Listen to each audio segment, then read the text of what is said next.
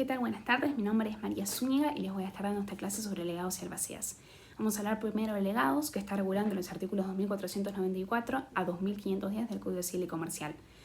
Los legados son una disposición testamentaria que consiste en una liberalidad hecha por el testador en la que se transmiten al beneficiario, que es el legatario, determinados derechos y excepciones sobre un bien determinado.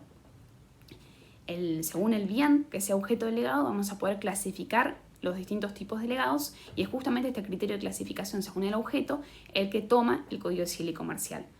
A raíz de una disposición testamentaria de legado van a existir determinados derechos y deberes a cargo, tanto del legatario como del heredero. El legatario va a tener la obligación y el derecho, obviamente, de pedir la entrega de su legado al heredero. Este deber es en cualquier caso. ¿Y por qué existe este deber? Porque previo al pago de los legados, en la sucesión se deben satisfacer primero las deudas que existen a cargo de la sucesión y previo al pago de los legados debe verificarse que estos no afecten el pago de la legítima a los herederos, porque de ser los legados tan excesivos que no se respete la legítima hereditaria, estos irían contra una disposición de orden público, como es la legítima hereditaria, y no van a poder ser pagados. Entonces, justamente, le dan la oportunidad a los herederos de ver que todos estos requisitos estén cumplidos cuando el código le exige al legatario pedir la entrega de los legados. Esto sin perjuicio del deber que tiene el heredero de entregar los legados. Incluso si el heredero fuera reticente en pagar los legados cuando todos los requisitos están cumplidos, el legatario tiene la posibilidad de ejercer la acción de reivindicación para reclamar su legado, porque el legatario tiene el derecho de propiedad sobre las cosas objeto del legado desde el momento de la muerte del causante. Esto sin perjuicio de que no se haya en posesión de ese bien y por lo tanto deba requerirlo a los herederos. Esta entrega que hace el heredero a los legatarios del bien objeto del legado es en el estado en que se encuentra la cosa. Esto quiere decir que, por ejemplo, si la cosa estuviera grabada por alguna deuda, el heredero no tiene la obligación de pagar esa deuda que graba la cosa, sino que se la entrega al legatario grabada como está y el legatario debe decidir si la paga o no la paga. Bueno, la tiene que pagar, jurídicamente, claro.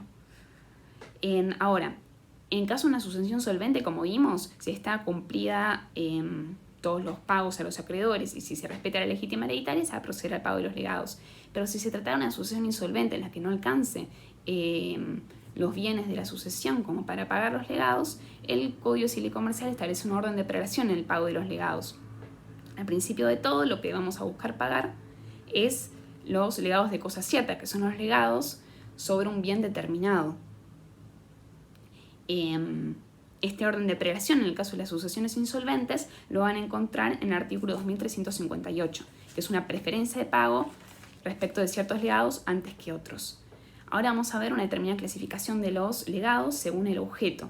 Como vimos, está el de cosa cierta, que es el legado más típico, que es un objeto determinado. Por ejemplo, lego mi casa a María. Lego mi casa de Mar del Plata a María. Es un bien claramente determinado, mi casa de Mar del Plata, y por eso es el legado más típico, la formulación de legado más típico. Después existe el legado de cosa ajena. El legado de cosa ajena en principio está prohibido por el Código Civil y Comercial porque el testador no puede legar una cosa que no es suya. Sin embargo, existen dos excepciones. Por ejemplo, si cuando el testador redacta su testamento la cosa no era suya, pero después de la redacción del testamento la adquiere y pasa a propiedad del testador, entonces se considera válida. Después, si el testador específicamente dice que si bien la cosa es ajena, le impone la obligación a sus herederos de adquirir la cosa, esto constituye una carga de los herederos de comprar la cosa ajena y entregársela al legatario. Después existe el legado de un bien en condominio. En este caso se considera que los legatarios lo único que van a heredar es la parte que le correspondía al testador en el condominio. Existe después el legado de cosa grabada, que ya mencionamos. Después existe el legado de dar sumas de dinero. Acá van a ver que hay una discusión jurisprudencial respecto de la obligación de actualizar o no la suma de dinero, porque puede que se haya redactado hace muchísimo tiempo y esa suma de dinero ya no tenga el mismo valor que tenía en el momento de la redacción del testamento. Después exige la posibilidad de legar alternativamente. Esto es, por ejemplo, cuando el testador dice lego a Pedro mi casa o mi yate.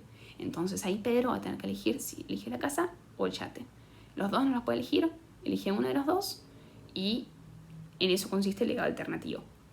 Después hay otro legado muy importante, es el legado de liberación o que justamente consiste en que el testador lo libera de una deuda a un deudor suyo.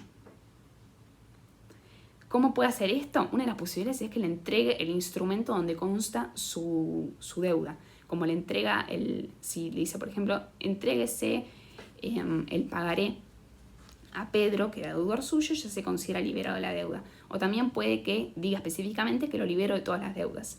Esto es una posibilidad de un legado de liberación. Lo puede liberar de todas las deudas o lo puede liberar de ciertas deudas. Todo depende de cómo esté expresada la voluntad del testador.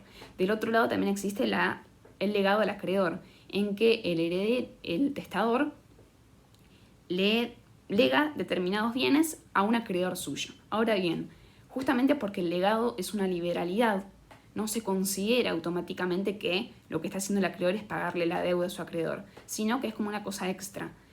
Imagínense que el testador dice, lego a Pedro, que es mi acreedor, $10.000. Y si justamente tuviera una deuda de $10.000, aunque la tuviera, no se considera que está pagando esa deuda, sino que le está haciendo como una donación extra. Salvo, ¿cuál es la excepción? Que el testador diga que es específicamente para pagar la deuda, pero el testador lo tiene que decir específicamente. Le lego $10.000 para satisfacer la deuda que tenía con él. Tiene que decirlo específicamente. También existe la posibilidad de que reconozca una deuda que no estaba documentada. Y en ese caso es un tipo de legado del acreedor en el que reconoce la deuda que tenía con el acreedor y en ese caso los herederos tendrán el deber de satisfacer esa deuda. Después existen dos legados muy importantes. Está el legado de prestaciones periódicas, que es el legado que consiste en que el testador impone el pago periódico de determinadas sumas de dinero a favor de cierta persona. Seguramente en la mayoría de los casos el testador lo impone por cierto plazo de tiempo y el dinero que se debe pagar. Este legado a favor de prestaciones periódicas se considera que cada prestación periódica es un legado, por eso se dice que es un legado de prestación múltiple. Después existe el legado de alimentos, aquello que lo diferencia del legado de prestaciones periódicas es que mientras el legado de prestaciones periódicas es a favor de una persona mayor de edad, en el caso del legado de alimentos es a favor de una persona menor de edad o de capacidad restringida. En el caso del legado de alimentos, lo que va a tener que hacer el heredero es pagarle periódicamente hasta la mayoría de edad o hasta que recupere su capacidad todos los meses un monto de alimentos, es decir, que cubra vestimenta, educación y todo lo que debe cubrir los alimentos. Después vamos a ver directamente el derecho a crecer de los legatarios.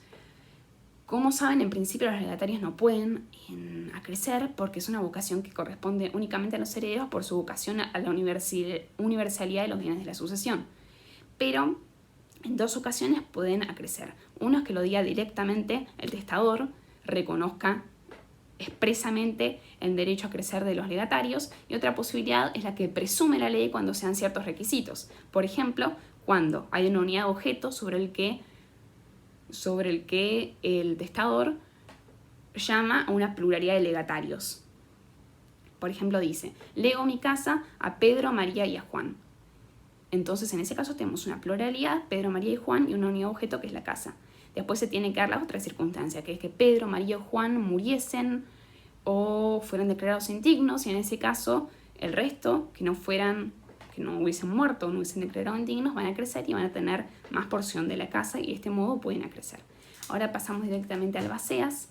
Los albaceas vamos a ver que están regulados entre los artículos 2523 a 2531 del Código Civil y Comercial. Básicamente los albaceas son aquellos que ejecutan o vigilan que se cumplan las disposiciones del testador. Es una persona de confianza del testador a quien él le impone la obligación de ver que todas las disposiciones que él puso en el testamento sean cumplidas. Ahora, como siempre los doctrinarios piensan cuál esta figura jurídica de la albacea, con qué otra figura jurídica la podemos asimilar. Y la mayoría de la doctrina coincide en que es asimilable al mandatario. En este caso sería un mandato que el mandante, que es el testador, le impone para cumplir después de su muerte. Los caracteres propios de la albacea es que son de carácter oneroso, van a ver que siempre tiene que ser remunerado por sus tareas, es de carácter temporario, una vez que se cumplan todas las disposiciones del testamento, el albaceazgo va a cesar. Es de carácter personalísimo e indelegable, porque justamente es una persona de confianza del testador que sabe que va a hacer cumplir sus disposiciones, entonces no lo puede delegar de ninguna manera. y también es de carácter voluntario, lo cual quiere decir que en cualquier momento puede renunciar a esa tarea. El testador lo puede designar en el mismo documento en el que pone todas sus disposiciones, o también puede ser un instrumento posterior, obviamente con todos los requisitos de formalidad que se le exige al testamento, en el que designa una albacea. El testador, como vimos, como es de carácter, el albacea, como es de un cargo de carácter voluntario, debe necesariamente aceptar el cargo. En caso de que no se pronuncie, el juez debe llamarlo a que acepte o renuncie, y si no se presentara, se lo considera como renunciante. Las atribuciones del albacea dependen según qué tipo de sucesión sea, pero siempre vamos a ver que hay ciertas tareas que va a tener que cumplir cualquiera sea el tipo de sucesión. Entre ellas encontramos rendir cuentas. Al final de su gestión debe necesariamente rendir cuentas. Esto hace que sea responsable y que eventualmente pueda ser perseguido por responsabilidad civil por los herederos. Debe siempre realizar un inventario de los bienes y además debe asegurar los bienes del testador. Estas tres tareas que debe cumplir el albacea en todo momento son exigidas por el Código Civil y Comercial, por la ley, y el testador no lo puede liberar de esta tarea del albacea. Como les dije, depende de qué tipo de sucesión se trate la extensión de las tareas del albacea. Si se tratara de una sucesión en la que existen herederos, justamente porque los herederos tienen muchas obligaciones, como vimos, por ejemplo, el pago de los legados, la tarea del albacea se restringe y, según la jurisprudencia, estas tareas deben ser interpretadas con carácter restrictivo. Y únicamente lo que va a hacer es que lo que va a hacer el albacea es que vigilar que los herederos cumplan con las disposiciones testamentarias. En cambio, en caso de que no haya herederos y todo el testamento consista en legados, la tarea del albacea va a ser más amplia y sus tareas pueden ser interpretadas con carácter amplio. Por último, ¿cómo finaliza la tarea del albacea? Hay modos anormales y normales de finalización de la tarea del albacea. Los normales es cuando se cumplen todas las disposiciones testamentarias. En ese caso, cumplió su tarea del albacea y finaliza de modo normal. En cambio, hay modos anormales, como por ejemplo que se muera el albacea y, como vimos, como es un cargo de carácter personalísimo, no pasa a los herederos, la renuncia, porque vimos que era de carácter voluntario, o la posibilidad de destitución, que es en casos excepcionalísimos cuando la tarea del albacea no la esté haciendo de modo fiel a las disposiciones testamentarias, y la posibilidad de que los herederos pidan la destitución judicialmente. Bueno, eso es todo, mucha suerte, y les dejé el material para que lo lean. Hasta luego.